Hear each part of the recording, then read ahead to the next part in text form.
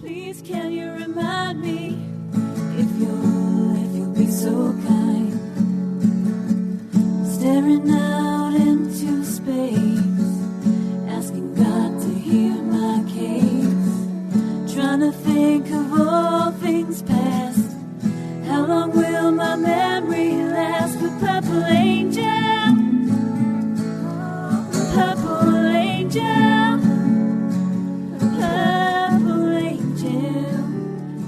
And welcome to Alzheimer's Speaks Radio. Today we are going to have a fascinating conversation about a research study that you can actually help analyze the data. Whoever would have thought us as individuals could participate and help push research forward. So I'm going to introduce our panel of guests today. The first person I want to introduce, I refer to him as the big kahuna, because he is really the guy orchestrating all of this. And his name is Pietro Michelucci, and he is a cognitive scientist who directs the Human Computation Institute, which is a research center that develops crowd-powered systems to tackle big social problems. And my gosh, you don't get much bigger of a problem than Alzheimer's and dementia in the world today. In 2015, he launched the EyesOnALZ, which is a citizen science project to accelerate Alzheimer's disease research with an online game called Stall Catchers, which we're going to learn a lot more about today. And this game allows anyone to participate directly in the search for a treatment. So welcome today, Pietro. How are you doing? Thanks for having me. I'm doing great. The coffee's starting to absorb in. So, and thanks for the kind and grandiose introduction. I'm going to have to spend the rest of my life trying to live up to that. Well, just don't revert to the paddle cards like the Flintstones for the big. You're pushing things forward. So thank you so much. Next, I'm going to go ahead and introduce Chris Schaffer. His colleague also, Nozomi Nishimura. They are both associate professors at the Meinig School of Biomedical Engineering at Cornell University, and they run the Schaffer-Nishimura Lab. So it's collaborative between the two of them, and the lab has developed new imaging techniques that allow them to see blood flow in the brains of mice, which led to a discovery of stalls, which is how the whole Stall Catchers game was created. And by another unanticipated discovery, they were also able to show that by removing these stalls, improved the memory and reduced other Alzheimer's symptoms in mice. So how fascinating. Welcome, Chris. How are you doing today? Very good. Thank you so much for having me on this morning. I appreciate it. Yeah, we're excited to talk with you and Nozomi in terms of your research. It sounds absolutely fascinating. So thanks for taking the time to join us. Next, I want to introduce you to Judy Johansson. Judy and her family are actively involved in advocacy for Alzheimer's awareness and support the EyesOnALZ project. And they do this because they really believe in empowering caregivers and people living with the disease so that they can directly fight Alzheimer's through research. Judy was her husband Steve's caregiver for over 6 years until he passed away from early onset Alzheimer's disease in 2018. Steve's dedication to research and Judy's passion to see Alzheimer's eradicated in her lifetime has led her to a new position as clinical research ambassador for the Massachusetts Alzheimer's Disease Research Center, known as the MADRC. In this role, Judy is able to offer information about ongoing clinical and observational trials that are available to people. So welcome, Judy. Thank you. It's great to be here amongst friends and people who share my passion in this cause to end Alzheimer's and other dementias. Yeah, my mom had dementia for 30 years, so I totally get it. And it made me change careers and continue to walk this path, though So thanks so much for joining us today. Last, I want to introduce Harry Urban. Harry has been living with dementia for 15 years, and he is known around the world as a change advocate. Harry is the founder of a support group called Forget Me Not, and he has a blog called My Thoughts on Dementia, which are quite profound. He's very open about his life as a whole. And he also is a collaborator. He is an ambassador for the Italian group called Sentimenta, which is really a big awareness and dementia-friendly group over there. Harry is a voice that truly, truly inspires all. So welcome, Harry. How are you today? I am fine. I'm sitting here thinking to myself, what the hell am I doing sitting here with all these distinguished guests? I am so glad to be here. Thank you. Well, your voice will be important in all this, Harry, so thank you for taking the time to be with us. Really do appreciate it. I want to kick off the first question to Pietro, and if you don't mind just telling us what the heck is stall catchers and how did you come up with it? So stall catchers is a game that anyone can play online that helps speed up the Alzheimer's research that Chris and Nozomi are doing at Cornell University. So that's the nutshell version. So a few years ago, I was doing research on how to build systems that combine human intelligence and machine intelligence, where you have lots of humans and lots of machines working together to try to solve big problems. And I got to a point in that research where I felt like I wanted to apply those techniques and methods to a real-world problem. And I was very fortunate because a mutual colleague introduced me to Chris Schaffer, who's doing the Alzheimer's research, and we had a very interesting conversation. And one of the things that caught my attention right away, apart from the fact that he was working on one of the biggest problems we face today, is that his approach seemed unconventional, and that kind of thing always piques my interest. I've taken sort of unconventional paths, and I appreciate that they can lead to very interesting places, and I think in science sometimes lead to our greatest discoveries. So we've known about Alzheimer's disease for over 100 years, I think, and we're still trying to find a treatment. To me, that says maybe we're not barking up all the right trees. And when I met Chris, and he started to explain this new way of looking into the disease, I realized, wow, this is different than anything I've ever heard before. This isn't really focused on the amyloid plaques and some of and tau tangles and that kind of thing. It's focused on this whole new window into the disease related to blood flow that I'm sure Chris will tell you about. So I got very, very excited, particularly when he started to explain some of the discoveries and results they had. And then I saw how their discoveries interacted with the other research that's going on. So it wasn't a whole separate thing on its own in isolation, but it was complementary to all the other research. It was like it was the missing piece of the puzzle, and that's where I got really, really excited. And so then I asked Chris. I said, "Well, it sounds like you're making great progress. Why are we talking at all?" And he said, "Well, we have this one problem, which is that because of the special way that we collect data and the amount of data that it generates to answer these research questions, it can take us 6 months or even a year in the laboratory to analyze all the data just to answer one question." And so once I saw the kind of analysis they were doing, I realized that there was a real opportunity here to apply crowd-powered systems to solving that. I looked at the kind of analysis that they were doing, and it reminded me of another crowd-powered system, one of the first ones that I ever was exposed to from 2006, that was to analyze data from a NASA space mission. It's called Stardust at Home. And in that game, they used a virtual microscope so that everyone, all the 30,000 players who were playing online, could look for dust particles that was trapped in this aerogel brought back to Earth. And I realized that we could do something similar to help analyze Chris and Nozomi's data. And that was very encouraging right away to realize that we had kind of a proof of concept in this other online game. And then I went to the creator of that online game and explained what we were trying to do. His name is Andrew Westphal at Berkeley. And he said, I often get asked about putting other kinds of data into this system, he said, and usually the answer is it just won't work. He said, but in this case, what you're saying really makes good sense.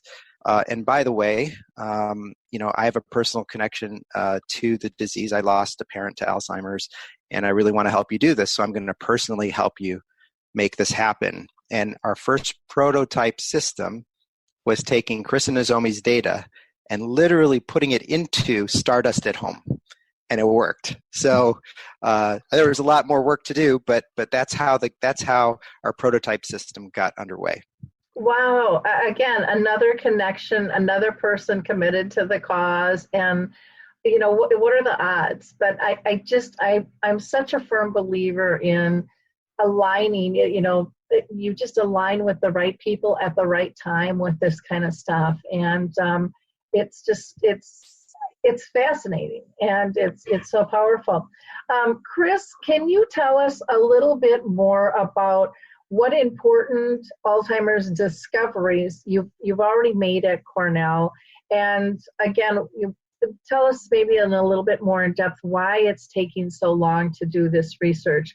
So we're trying to understand a particular symptom of Alzheimer's disease, namely that patients with Alzheimer's disease have about a 30% reduction in the blood flow that goes to their brain. We didn't discover this. People have known for decades that blood flow is reduced that much, but the mechanism has been unclear. And if you don't know what causes that reduction in blood flow, it's hard to know how to treat it or how to move forward with a therapy. A 30% reduction in blood flow is a big deal. When you're laying down and you stand up too quick and kind of feel dizzy for a second, that's about a 30% reduction in blood flow to your brain. In that case, just for a couple of seconds until arteries in your neck dilate to get more blood into the. So it's likely that blood flow reduction contributes to the memory problems in the disease. And that even though what we're talking about here is not trying to do something that would ever cure Alzheimer's disease, because it's not trying to stop the underlying pathogenic mechanism, it's trying to treat a downstream symptom. But nonetheless, treating that downstream symptom could be something that lessens the cognitive impact, potentially, if we were able to understand what causes the blood flow deficit and develop effective ways to treat it. So about 10 years ago, Nozomi and I decided to take on this problem and try to understand what it is that causes this reduced brain blood flow in Alzheimer's disease. Our studies are all in mice that have been genetically engineered to get something that looks like the early onset form of the disease. So we basically took some imaging tools that our lab had developed and worked on, and looked into the brain of these Alzheimer's disease mice and asked a very open-ended question, just where is blood flow messed up? And what we found when we compared the Alzheimer's and non-Alzheimer's disease mice, we didn't find any notable differences in the sort of bigger arterioles and venules and arteries and veins in the brain. And that's consistent with previous studies that also did not identify, a mechanism for reduced blood flow in Alzheimer's disease in those larger vessels. When we looked at the smallest blood vessels of the brain, though, individual brain capillaries, what we found was that in the Alzheimer's disease mice, there were about 2% of the capillaries that were not flowing, or we called them stalled, while Alzheimer's disease mice, almost all of the vessels are flowing all the time. Now, I know you're thinking, like, if only 2% of vessels are stalled, that means 98% are still okay, so I should be fine, right?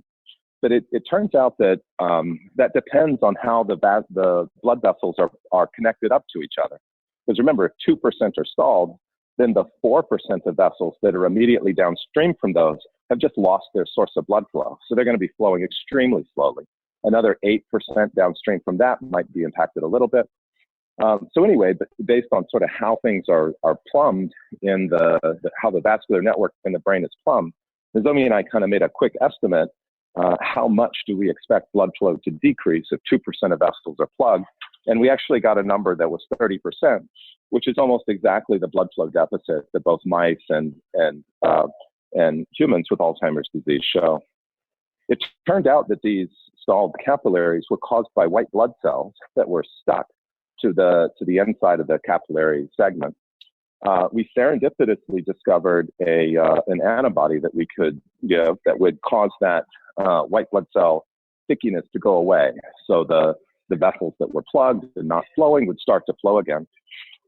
When that happened, blood flow in the brain overall increased by about 30%. And then associated with that increase in blood flow, there was a very rapid improvement in the mice on their performance in sort of like literally little rat maze tasks, little spatial and working memory tasks. So this suggests, a couple of things. One, at least in these mice, we've figured out what causes reduced brain blood flow. And we've also shown that in these mice, improving brain blood flow is enough to improve cognitive function. The reason this work takes so long, though, is it turns out that process of identifying which capillaries are flowing and which are stalled, although we've tried very hard to build automated computer algorithms to make that determination, they're just not as sensitive and specific. They're just not as accurate as what humans are able to do. So this is a kind of a pattern recognition problem. It's exactly the kind of thing that people are just really good at. Pietro can teach someone how to do this task in 5 minutes. And we spent years trying to develop an algorithm for it. The reason, though, that's the primary bottleneck is we have to look one capillary at a time. And in a big paper that we just published on this on this topic, we had over 100,000 capillaries in the study that had been manually scored as flowing or stalled, and that was the thing that took probably the most time in that study. Just to give you a perspective, a professional scientist in my lab would take about 40 hours of painstaking work sitting right in front of a computer looking at capillaries in order to analyze data that only took 1 hour to acquire.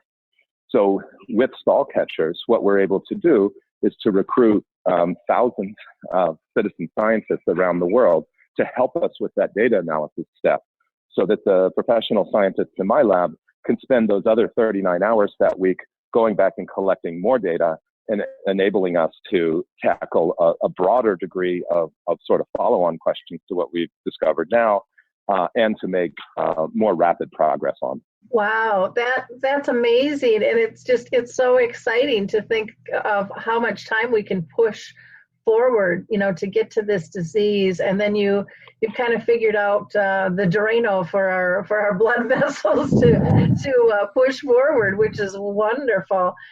We had just read, I highlighted an article. I can't even remember, the specifics of it, but I did read, they were saying, that people were pushing away from the amyloid plaque theory, and that, we really needed to look at some other things there. So kudos to you for your work. So Chris, can you tell us what research question you hope will be answered by the Megathon? Yeah, sure. So we, as you can imagine on this initial finding, we have a broad variety of different research questions we're going after. We're trying to understand the upstream molecular mechanisms that lead to increases in capillary stalling to try to identify really good drug targets. We're trying to screen already FDA-approved drugs that, based on how they work, we think they might be effective at blocking this process, with the goal of initiating a clinical trial in humans to assess if the same mechanisms that we've identified in mice contribute to reduced brain blood flow in patients. But the other thing we're trying to do is trying to see if this capillary stalling phenomenon we've identified could be the missing link that connects cardiovascular risk factors to increased severity and risk for developing dementia. So the dominant risk factors that we know about that contribute to increased risk and severity of Alzheimer's disease are things like high blood pressure and high cholesterol and obesity and diabetes and things like that. And the mechanism by which having those cardiovascular problems leads to increased severity and risk of dementia remains unknown. But one possibility, all of those things tend to drive increased vascular inflammation. And the reason that white blood cells are sticking in the capillaries of the Alzheimer's disease mice is because of inflammation in those blood vessels. So one possibility, and the hypothesis that we're testing, is that when you have high blood pressure or high cholesterol, that drives more vascular inflammation, which gives you more of those capillary stalls. And then that together with the Alzheimer's disease pathology also causing capillary stalls, leads to even more severe reductions in blood flow, and as a result, even more severe cognitive problems. So to test this, about 6 months ago, we had a student from Germany who was staying in the lab for about 6 months. And he did a series of experiments where we took Alzheimer's disease and non-Alzheimer's disease mice, and we gave them a drug that gave them high blood pressure. And then we took this image data to study, how many capillaries are stalled, what's the blood flow speed in their brain. And then we tested this antibody that we had sort of serendipitously identified that gets rid of the capillary stalls to see if that would get rid of any additional stalls that were caused by the hypertension. So we're sitting on this big pile of data. We don't know the answer yet. My hypothesis is that in the Alzheimer's disease mice that have hypertension, we'll see an even higher number of stalled capillaries, and that when we give a drug that interferes with the binding of white blood cells, that we're going to be able to eliminate even those extra numbers of stalled capillaries and restore blood flow. The reason this work could be important, if this same mechanism turns out to be true in humans, you're going to want to try to identify, and we identify a therapeutic strategy to go after it. You're going to want to know who you should give this to. It's unlikely that you're going to want to wait until somebody is showing signs of cognitive decline before you start treating the symptom. This is an early feature of Alzheimer's disease, so you probably want to treat it very early. So if we knew, for example, that people who had high blood pressure, high cholesterol, or other cardiovascular risk factors had an increased number of these capillary stalls, and they were similar in mechanism to the ones that we see in Alzheimer's disease, then this would be a way to identify patients who would prophylactically go on some of these therapies to try to decrease the likelihood that they would, that those extra risk factors would continue to contribute to increased risk and severity of Alzheimer's.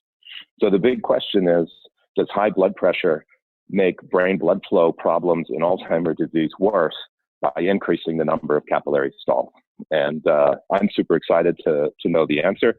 I've been telling people about this data set and about what we hope to answer from it for months, and it'll be a huge relief to finally find out whether we're right or not. Wow, that's exciting. I would think people with vascular dementia especially would be really interested in all of this, and I just think of how many people there are out there, along with the whole high blood pressure and cholesterol and things. So exciting times and only a couple weeks away. So that is very neat. Well, thank you for taking time with us, Chris. I believe you have to get running. Is that correct? Yeah, that's correct. But I really appreciate you taking the time to chat with us and to spread the word about this work and about stall catchers. Thank you. Okay, thank you. Pietro, we'll go back to you now, and if you can just tell us a little bit about how much research has already been done. They've kind of highlighted that a little bit, but if you want to go over that again, that would be helpful. Sure. So today we're analyzing data 5 times faster with stall catchers than in the Schaffer-Nishimura Lab. And this allows them to now answer a question in only 1 or 2 months instead of 6 months or a year. So having this faster analysis speed means not only that they can start to get through these piles of data they've had accumulating and answer these research questions they've been wondering about, but it also means that they can ask questions they otherwise wouldn't have had the luxury to ask. And as we continue to improve the speed of stall catchers, it can really open up more avenues for greater exploration and quicker answers to those questions. So with thousands of people registered on stall catchers, you might wonder, why are you only going 5 times faster than the lab? And this is a feature of wisdom of the crowds. So when someone is playing the stall catchers game, they're analyzing a blood vessel and trying to decide if blood is flowing through it or if it's stalled. In other words, if it's stuck. And with a little practice, people get the hang of it pretty quickly. Although I have to admit, I'm not very good at it myself. So it's better that I'm working on this end of things. But we don't trust any one person to give us the right answer. We'll show the same vessel to several people, and then we'll combine the answers of those several people. And that's what we call wisdom of the crowds. There's this old game at the state fair. I don't know if they still do it, but people would show up and try to guess a person's weight. And the person who came closest would get the prize. And one of the things they found is that when they recorded all the people's answers and then took the average answer, that average was reliably better than any one person's answer over time. And so we do something similar to that with stall catchers. We combine answers from many people to come up with one expert-like answer. So it has two benefits. One is we can get answers as good at, or better actually, than the experts in the lab. And secondly, that there's not so much pressure on any one person to get it right. In fact, people are expected to make mistakes in stall catchers. It doesn't hurt the research at all because we have special methods that will ensure we collect enough information to get it right. So far, we spent the first year of the project validating the system. We had to make sure the data quality met the stringent requirements of the lab because wisdom of the crowd's approaches to biomedical data analysis is kind of new, and there's some skepticism in the field, which I think is appropriate, about how can we trust members of the general public to give us research quality data. And so it's not enough to say, well, we have good wisdom of crowd methods. We actually have to prove it. So we spent the first year doing that, and now we have our wings, and we've analyzed a few data sets already related to what Chris describes as the upstream molecular mechanisms that lead to stalls. So I'm not the biomedical person; I just play one on TV. But my understanding is that the safest intervention for a human-based treatment might involve not suppressing part of the immune system as they did it with the mice, but doing something upstream that doesn't in any way disrupt the immune system. It just targets the thing that leads to the stalls in the first place. And so each data set that we've analyzed so far has in one way or another been related to identifying that. Wonderful. Well, that is fantastic. Now, as people play the game on the Megathon, my understanding is you're going to actually show the kind of numbers and what is happening at that time. Yeah, exactly. So you can play stall catchers anytime, and people do all the time. But we do run these events, which are these very focused, kind of concentrated 1 hour competitions, if you will. Some people treat it competitively more than others. But the idea is everyone's playing at once. And this is going to be the biggest one we've ever done. We're trying to recruit 100,000 people to play at the same time.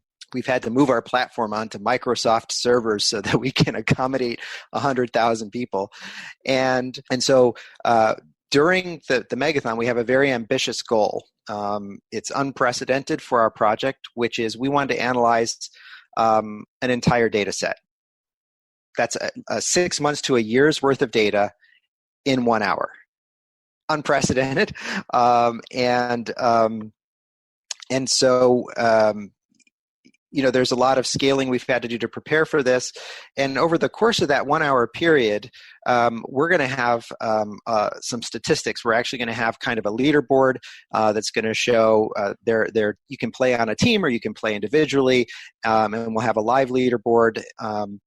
And one of the things on this leaderboard is a progress bar that shows how far we've gotten through the data set. So we want that bar to go all the way over by the end of that 1 hour period of time. And at the end of that hour, Chris is going to be on hand, and we're going to actually show the research results in real time at the end of that 1 hour, and he's going to interpret the results for us. So this is taking a year's worth of research and compressing it into 1 hour all the way up to what's the answer to the research question and what are the implications now for finding a treatment and the future of Alzheimer's research. Wow. All I can say is wow. I mean, this is just really, really exciting.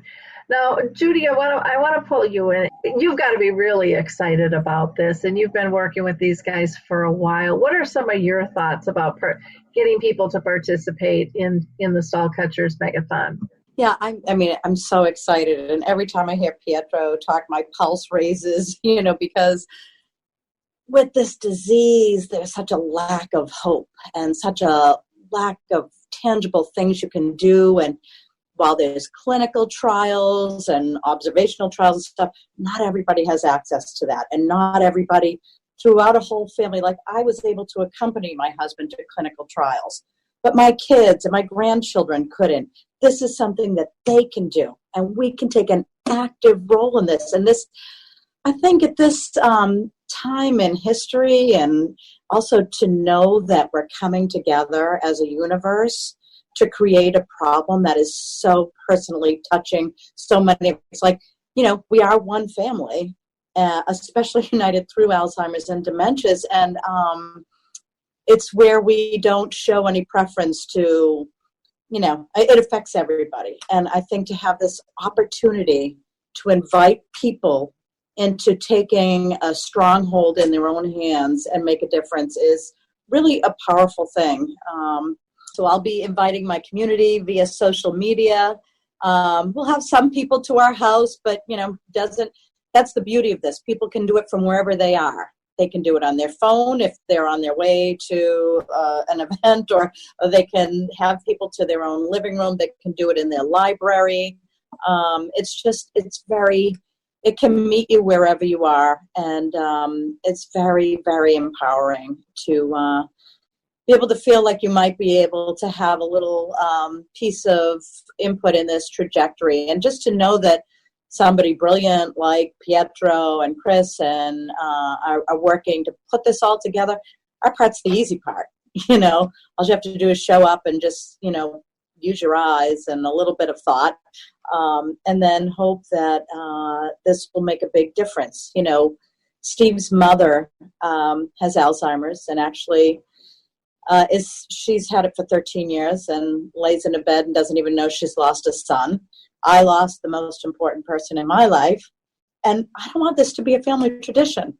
I don't want my beautiful children and grandchildren to have to walk this same path. So I'm so grateful, to Pietro and Chris and the universe who's willing to pitch in to help my family not have to face this more in the future.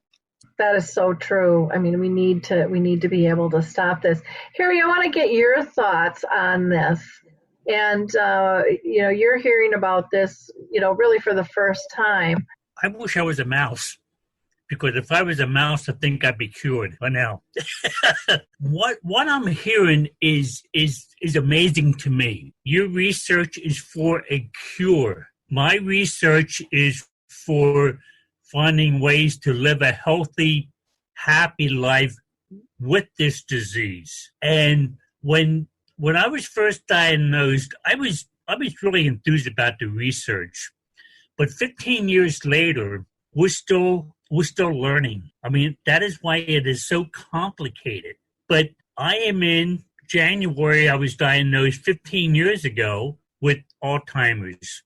Now, my cognitive testing proves I wasn't misdiagnosed, but I have found ways to live with it. And the research they show is things like if you control your blood pressure, if you do this, you do that, that helps. And in the group of people that I'm associated with, we try to get people from the very get-go that they get diagnosed at the earliest stages. We try to teach them to control your blood pressure, control your weight, control your social, keep social active, things like that. And I'm so excited that because I think our groups are coming together, and I think we're starting to learn more about this disease, and it does my heart good because I see so many people struggling with this disease. Carrie, I just wanted to ask a question. So with this stall catchers game, with the Megathon that they're doing, are you comfortable sharing this with your Sentimenta group and then your memory cafes in Pennsylvania to see if people want to join? Do you think this is something that would be appealing to them? Absolutely.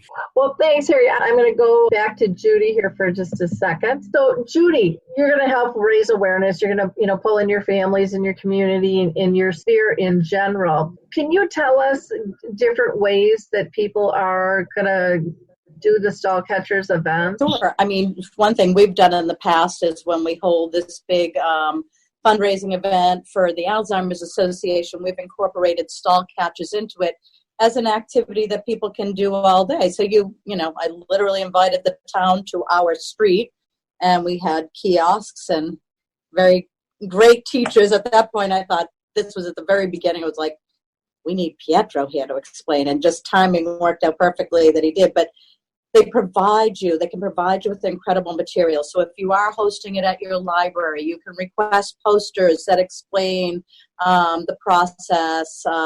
Pietro has materials he can share. Mine, especially because we are coming up on Steve's 1-year anniversary on April 2nd. This is a very kind of a visceral family thing. This is a very hands-on way that we can say, you didn't get us, you didn't do us in. And,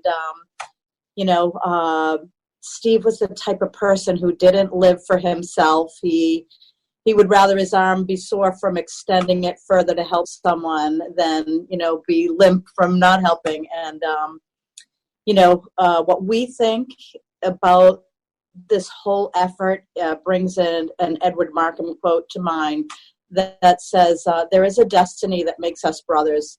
None of us goes his way alone, and all that we send into the life of others comes back into our own. And while this might feel like you're doing something for someone else, I think once you get involved in stall catchers and any of this EyesOnALZ initiative, you'll realize you're getting back tenfold of the little bit of effort you put into it. And it's, like Harry said, it's just better to do something than nothing. So this is what we can do. I so agree. And I love that quote. It's a beautiful, beautiful quote. And I think this is going to be so empowering to people. Plus, it's going to be raising awareness. Now, Pietro, can you tell us, I know that you've got certain groups already set up. Can you explain to us the different types of groups? Sure. And I just want to express my appreciation for both Harry's and Judy's comments. I think, one thing that really resonates for me is Judy's comments about how, up until now, there are basically two ways that someone can contribute to trying to find a treatment or cure for Alzheimer's. One is donating to research, and the other is enrolling in a clinical trial.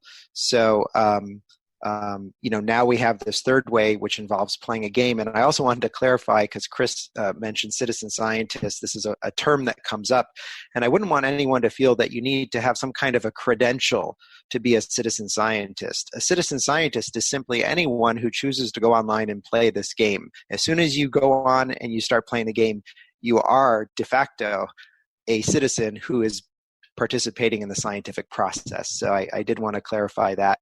And the other thing that really resonated with me about what Harry said is this idea that, what works for you might not work for me, and vice versa. So, one way we're trying to sort of accommodate individuality in the game is it's actually designed to respond to cognitive fluctuations. So, I think everybody has cognitive fluctuations throughout the day. And if you have Alzheimer's, you might experience the sundowning with the cognitive decline in the afternoon.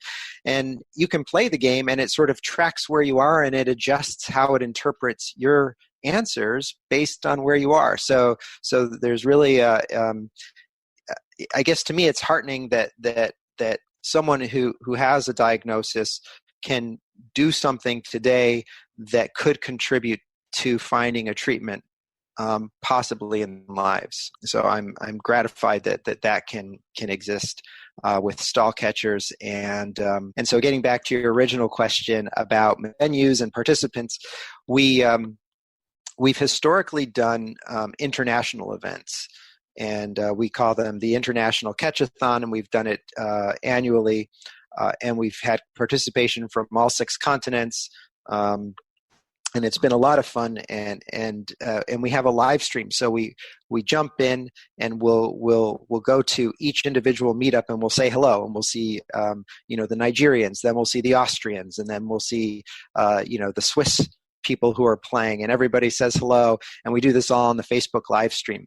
We're going to do that again for this Megathon, but this one is a little more U.S.-centric because we're doing it in partnership with the public library system. Many of these libraries are providing a venue so people can go and meet up there and participate in the Megathon. You don't need to do it from a library. Schools are involved. Alzheimer's organizations are involved. Some people will get together at a cafe. Some people will go to the library. Some people will play from home individually.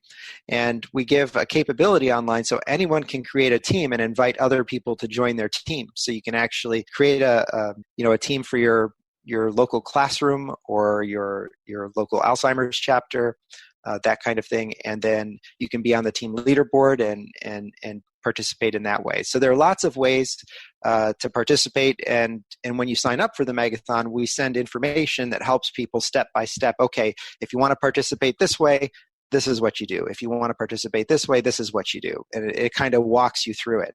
And we're always standing by and happy to get emails and answer them for people who want to participate. But to be honest, the easiest is stalkcatchers.com. You sign up. You'll go through a little tutorial. It'll kind of hold your hand through the process of learning how to play the game. And you start playing. And then just show up on Saturday, April 13th at 1:30 p.m. Eastern Time or 10:30 a.m. Pacific Time and start playing. And we'll give you a link so you can watch the live stream and hear the commentary and see everyone else who's playing. Question I have, we keep talking about Alzheimer's, but anybody with any form of dementia can play this game. Like if you have vascular MTD or Lewy bodies, you can still participate in this study. So Stalkcatchers is not studying the people who are playing it. So whether you have a form of dementia or not, you're welcome and invited to play Stalkcatchers and participate in the Megathon, of course. We've had players as young as 6 or 7 or 8 years old, many of whom are better than their parents who play the game or their grandparents who play the game. We had one of our so-called super catchers. So our community has self-described themselves as catchers, and our most active users are super catchers. So one of these was a woman in her mid-80s whose goal was to always be in the top 20 on the leaderboard, and she achieved that goal every single day. And then one day we noticed she wasn't playing, and we got concerned. And then a couple days later, we received an email from her saying that she had fallen and had an injury, and her doctor said that she wouldn't be able to play for at least a month. And she wanted to apologize to us and let us know that she was out of commission for a month. And wow, we sure felt humbled by that, and we reached back out to her and expressed our gratitude for all of her contributions. But it just goes to show you that it doesn't matter how young or how old you are, you can make a huge contribution in the game if you're dedicated to doing that. I had another question regarding playing alone or playing as a team. As a team, is the goal to see how much they're getting done together, or are people competing against one another within that team? Is there any variables that they see regarding that? Well, it's funny because as humans, we've evolved to be both cooperative and competitive. It's kind of like the two things that make us succeed as a species is that we combine these things in interesting ways. And I think Stalkcatchers is a microcosm of that, because you can compete as individuals within your team. You can see, so you have a team page that shows your score compared to all your teammates. So you can have a rivalry with someone on your team. But we also have a team leaderboard that shows your team's score compared to other teams' score. So you can cooperate as a team to beat the other teams. But in the end, if everyone's competing vigorously, we're all cooperating to do the Alzheimer's research. So bottom line, it's the greater good outcome. And depending on, what pushes your button, you can look at the different leaderboards on what you're doing.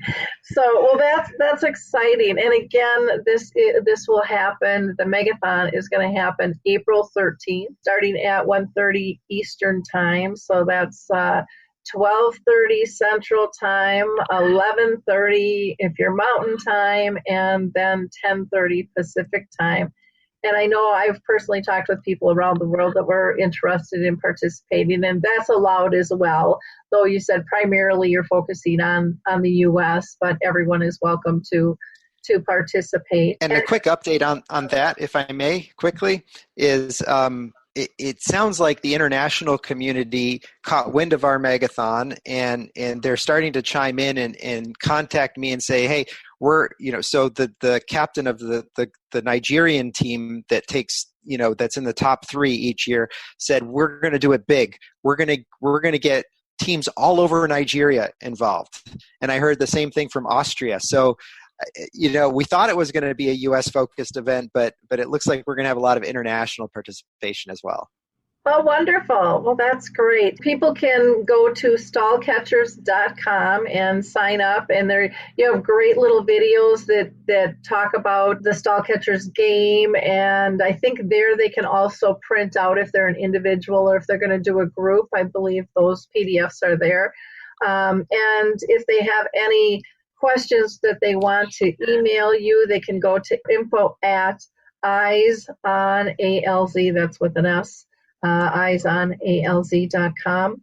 And then again, for the event on April 13th is Megathon.us. And please spread the word of this. This is going to be really cool, and it's going to be really exciting to see what the results are. And Pietro, when I talked with you originally, I was right there with what Judy was saying about it will give people hope and it will give people a purpose that they can contribute, where it doesn't have to cost money.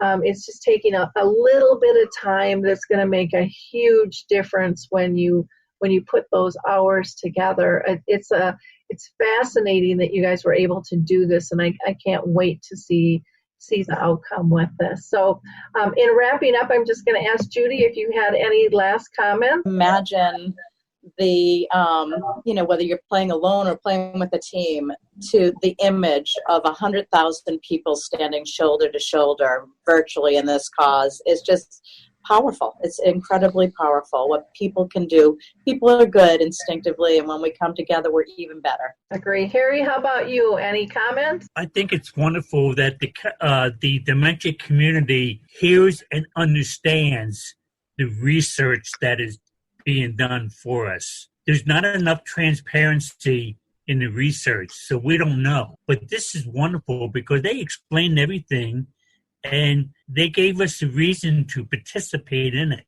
And I thank you for that. Thank you, Harry. Pietro, any last comments, words of wisdom, or you rah-rah?